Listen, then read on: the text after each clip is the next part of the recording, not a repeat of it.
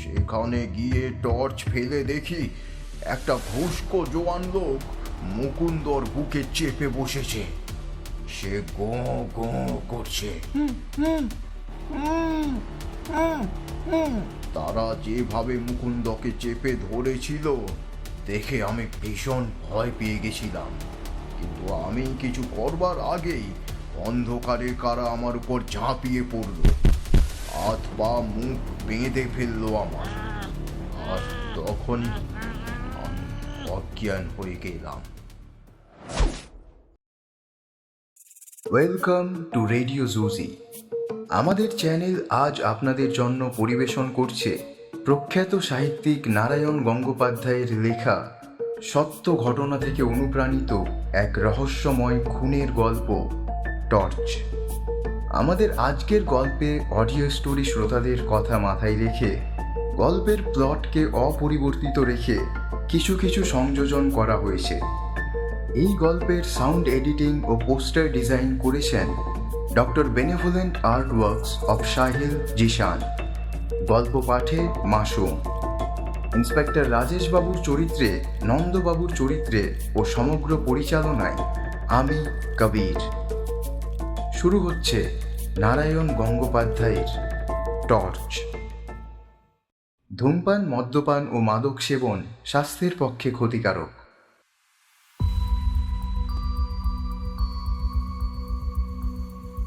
ঘড়িতে তখন সবে সকাল 6টা। এমন সময় ইন্সপেক্টর রাজেশ বাবুর ফোনটা হঠাৎ বেজে উঠল।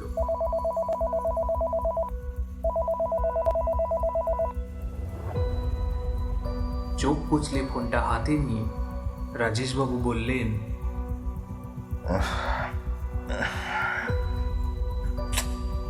এত সকালে আবার কি? হ্যালো, কি? এক চমকে ওনার চোখের ঘুম উড়ে গেল। কলটা এসেছে লালবাজার থানা থেকে। পার্ক সার্কাসের একটি বাড়িতে খুন হয়েছে।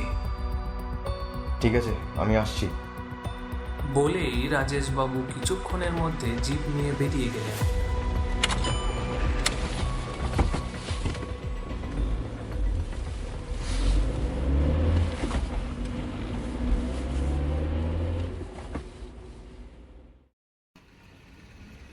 ইন্সপেক্টর রাজেশ বাবু এসে দেখলেন নন্দবাবুর হাত পা মুখ কোষে কাপড় দিয়ে বাঁধা, চোখের তারা কপালে তুলে গৌ গৌ করছেন।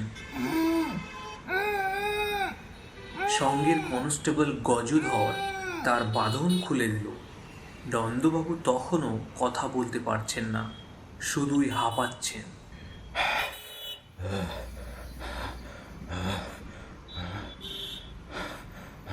রাজেশবাবু একটু জিরিয়ে নেওয়ার সময় দিলেন। ঢক ঢক করে পুরো 1 ঘটি জল খেয়ে নন্দবাবু একটু ধাতস্থ হলেন। তারপরই হঠাৎ গেঁগিয়ে উঠলেন, আমার ভাই মুকুন্দ, তার তার কি হয়েছে? একটু বিষণ্ণ মুখে রাজেশবাবু বললেন, আপনাকে দুঃসংবাদ দিচ্ছি, কিছু মনে করবেন না।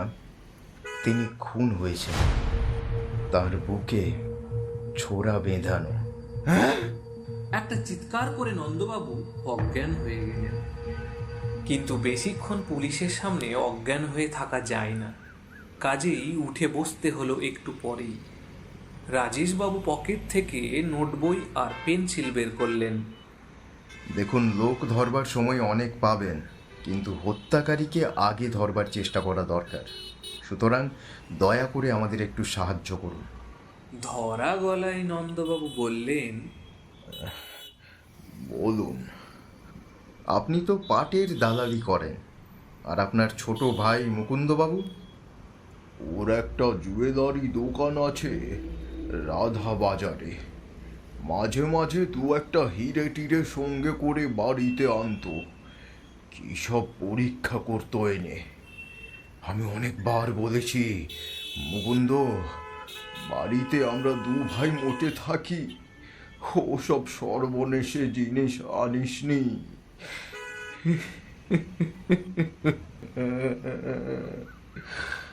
তা বলতে বলতে নন্দবাবু আবার ডুকরে কেঁদে উঠলেন। আমি বুঝেছি, কালো ওরকম কিছু একটা ও বাড়িতে এনেছিল, আর কেউ তাকে ফলো করে। হাই হাই হাই, তাই সম্ভব। কিন্তু ওসব পরে হবে, তার আগে বলুন তো, কাল রাত্রে ঠিক কি হয়েছিল? তখন রাত 9:30। খেয়ে দিয়ে আমরা দু ভাই শুতে গেলাম। আমরা বরাবরই তাড়াতাড়ি শুই, ভোরে উঠি। বাড়িতে আর কে থাকে?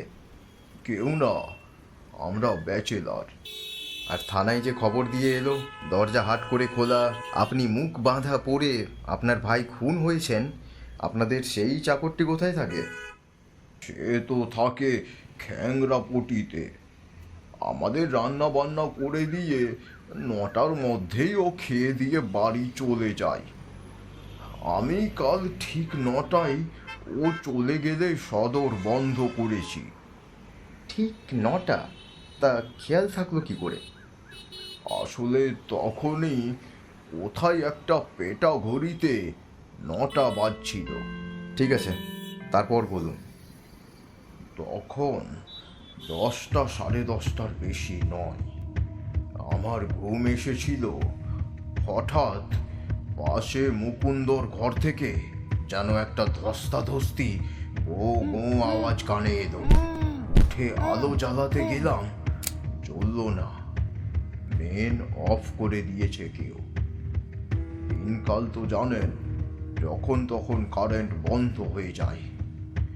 আমার বালিশের নিচে ছোট্ট একটা 2 সেলের টর্চ থাকে। সেইটা জেলে আমি মুকুন্দর ঘরের দিকে ছুটে গেলাম। একটু দাঁড়ান, একটু দাঁড়ান। মুকুন্দবাবুর ঘরের দরজা খোলা ছিল? সে তো বরাবরই থাকে। আসলে আমরা দু ভাই দরজা খুলে ঘুমোই। এ তো মারাত্মক অভ্যেস, এ কাজ কখনো করা উচিত নয়। সে যাক, তারপর কি দেখলেন? সেখানে গিয়ে টর্চ ফেলে দেখি একটা ঘুষকো জোয়ান লোক মুকুন্দর বুকে চেপে বসেছে। সে গো গো করছে। তারা যেভাবে মুকুন্দকে চেপে ধরেছিল দেখে আমি ভীষণ ভয় পেয়ে গেছিলাম। কিন্তু আমি কিছু করবার আগেই অন্ধকারে কারা আমার উপর ঝাঁপিয়ে পড়ল। হাত পা মুখ বেঁধে ফেললো আমার। আর তখনই আমি অজ্ঞান হয়ে গেলাম। যখন জ্ঞান হলো, কত রাত জানি না, টের পেলাম বারান্দায় পড়ে আছি। উঠতে পারলাম না, কিছু করতেও পারলাম না, কেবল ছটপট করলাম সমানে। আবার খানিকক্ষণে জ্ঞান হারালাম। সকালে কখন যে বনমালী, মানে আমাদের চাকরটা এসেছে, সব দেখেছে, তারপর আপনাদের খবর দিয়েছে। ভালো কথা। আপনার সেই টর্চটা কি হলো? তখন ধস্তাধস্তির সময় আমার হাত থেকে ঠিকরে পড়ে গিয়েছিল জ্বলন্ত টর্চটা। ওই ঘরেই কোথাও আছে নিশ্চয়ই। হ্যাঁ, সেটাকে আমরা ঘরের একটা কোণায় পেয়েছি। এখন আর দু একটা কথার জবাব দিন। বাইরে থেকে আপনাদের বাড়িতে লোক ঢুকলো কি করে? সদর তো আপনি নিজের হাতেই বন্ধ করে দিয়েছিলেন। ওরা নয় খুলেই বেরিয়ে গেছে, কিন্তু ঢুকলো কোন রাস্তা দিয়ে? তা আমি ঠিক বলতে পারবো না, তবে পাশেই তো কানা গলি, বাড়ির রেন ওয়াটার পাইপ সেখানে। সেটা বেয়ে লোকটা নিশ্চয়ই ছাদে উঠেছে, আর ছাদের দরজা তো বন্ধ করা হয়নি। আর আমরাও তো ঘর খুলেই রাখি। ঠিক ঠিক ঠিক। তাহলে মুকুন্দবাবু হিরে এনেছিলেন কাল? হ্যাঁ, সেই রকমই বলছিল। কোন রানীর হিরে, খুব দামি, যাচাই করতে দিয়েছিল। বোধহয় সেই লোভেই। হ্যাঁ, সেই লোভেই।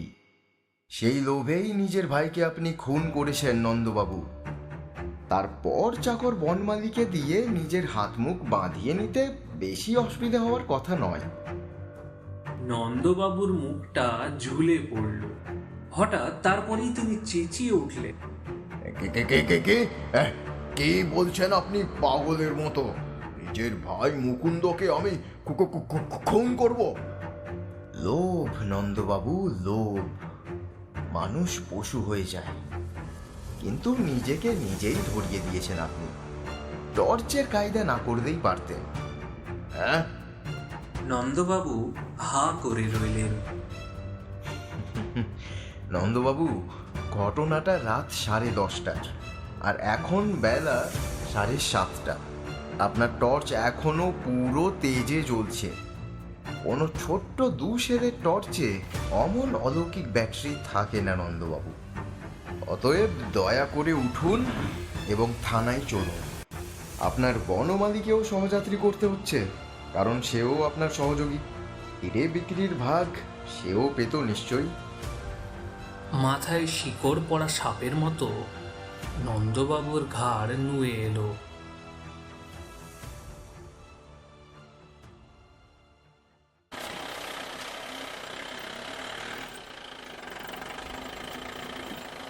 নন্দবাবুকে হাতকড়া পরিয়ে পুলিশের জিপে চাপিয়ে ইন্সপেক্টর রাজেশবাবু ও কনস্টেবল গজধর সামনের সিটে বসে থানার উদ্দেশ্যে রওনা হলেন। রাজেশবাবু একটা সিগারেট জ্বালিয়েছেন, এমন সময় গজধর জিজ্ঞাসা করল, আচ্ছা স্যার, নন্দবাবু যে খুনটা করেছেন আর বনমালীও যে এই ঘটনার সঙ্গে যুক্ত, সেটা আপনি কখন বুঝলেন? এক রাশ ধোয়া উড়িয়ে মুচকি হেসে রাজেশবাবু বললেন, ঘটনার শুরুতে আমি কিছুই আন্দাজ করিনি, আর নন্দবাবুর করুণ অবস্থা দেখে ও তার বানানো গল্পের শুরুটা শুনে আমারও ওনার কথা সত্যিই লাগছিল। কারণ ওনার বলা কোনোটা কথাই আদতে অসম্ভব নয়, বরং ভীষণ সম্ভবই শোনাচ্ছিল। রেনওয়াটার পাইপ ধরে একদল দুষ্কৃতী বাড়িতে চুরির মতলবে ঢুকতেই পারে, কিন্তু আমার প্রথম খটকাটা লাগে এটা শুনে যে বহু মূল্যবান হিরে বাড়িতে এনেও একটা মানুষ কি নিজের ঘরের দরজা, এমনকি ছাদের দরজা খোলা রাখবে? আর তার উত্তরটা হলো না, কারণ মৃত মুকুন্দবাবু ছিলেন অভিজ্ঞ পেশাদার লোক, তাই তিনি এতটা অসাবধান হতে পারেন না। আর তখন থেকেই আমি নন্দবাবুর কথায় আরো অসামঞ্জস্যতা খুঁজতে থাকি। আর এতক্ষণ ধরে নিজের দারুণভাবে সাজানো মিথ্যে গল্পটা শোনাতে গিয়ে নন্দবাবু এবারে দ্বিতীয় ভুলটা করে বসলেন। জ্বলন্ত টর্চ পড়ে যাওয়ার কথাটা তিনি যেই বললেন, তখনই মাথার মধ্যে আমি 2 এ 2 4 করে ফেললাম।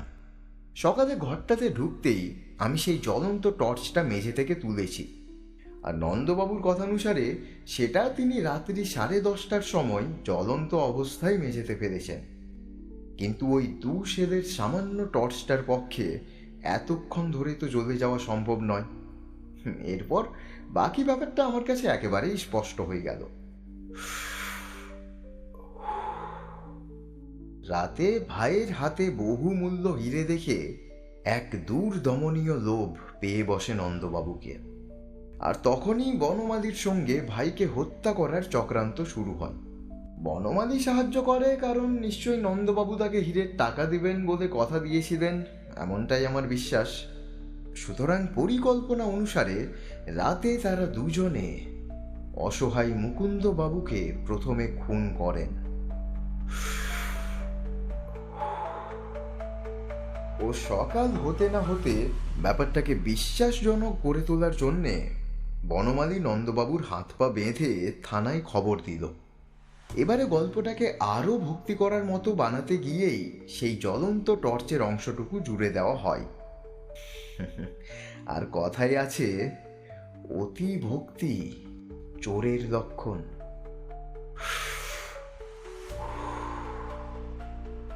আসলে কি জানো গজধর, লোভ জিনিসটা ভীষণ মারাত্মক। একবার কোনো মানুষকে লোভ পেয়ে বসলে সে নিজের আপন ভাইকে খুন করার আগেও একটি বারের জন্য ভাবে না। আর গত রাত্রে মুকুন্দবাবু সেই ভয়ঙ্কর লোভেরই শিকার হয়েছেন। এতক্ষণ আপনারা শুনলেন নারায়ণ গঙ্গোপাধ্যায়ের টর্চ। গল্পটি ভালো লেগে থাকলে নিশ্চয়ই লাইক করবেন ও আপনার গল্প প্রেমী বন্ধুদের সঙ্গে শেয়ার করবেন। আপনার মতামত কমেন্টে জানাবেন। এমন আরও সুন্দর গল্প শোনার জন্যে সাবস্ক্রাইব করুন আমাদের চ্যানেল রেডিও জুজি। আবার আসব নতুন গল্প নিয়ে।